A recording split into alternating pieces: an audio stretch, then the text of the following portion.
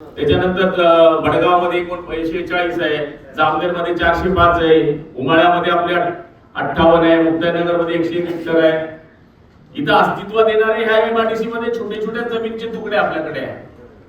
त्यामुळे गुंतवणूकदाराला वेळ, पैसा आणि अडथळे हे वाचवण्याकरता आपल्याला सगळ्यांना मदत करावी लागेल.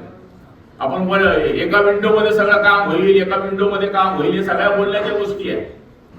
साधा एमएससीबी वाला आम्हाला उद्योजकाला त्रास देतो, आम्हाला आयराणीत कधी कधी शिव्या द्याव्या लागतात. म्हणजे ही परिस्थिती आहे आणि त्याला नाईलाज आहे. म्हणजे जर तुम्ही उद्या म्हणत असाल, मामांचं म्हणणं मला 100% पटलं. मी कलेक्टर मधाना बोललो की 20 मोठे उद्योग येतील, याची वाट बघण्यापेक्षा 20 छोटे आले ते 1000 करून टाकता ना, ते 1000 करून टाकता.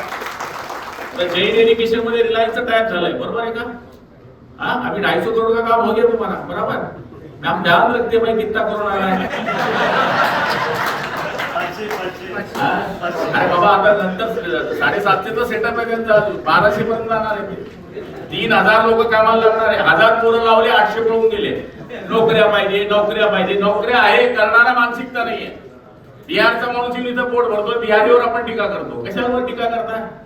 तुमच्या मराठी माणसाला बीकॉम झाला ना, शेतीचा ना, वावराचा ना, घरचा ना, नोकरीचा, नोकरी नाही तर छोकरी नाही, ही प्रॉब्लेम आहे. आणि वरतून म्हणायचं की काम नाही, काम आहे. कोण म्हणतं काम नाही? कोण म्हणतं काम नाही? काम आहे, करण्याची मानसिकता नाही. म्हणजे तरुणांना राग आला तर आला, अजून 4 वर्षांनी इलेक्शन आहे तेव्हा पाहू.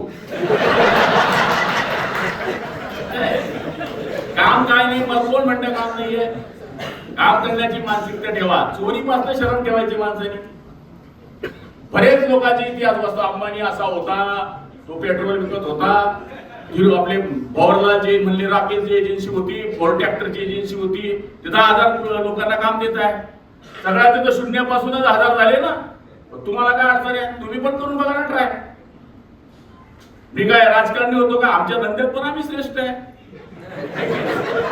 आपण धंदा म्हणावं लागेल ना बाबा.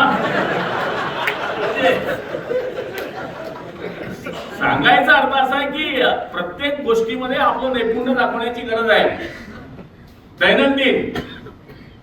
आणि आज उद्योजकांच्या मागे आपलं उभं राहण्याची गरज आहे.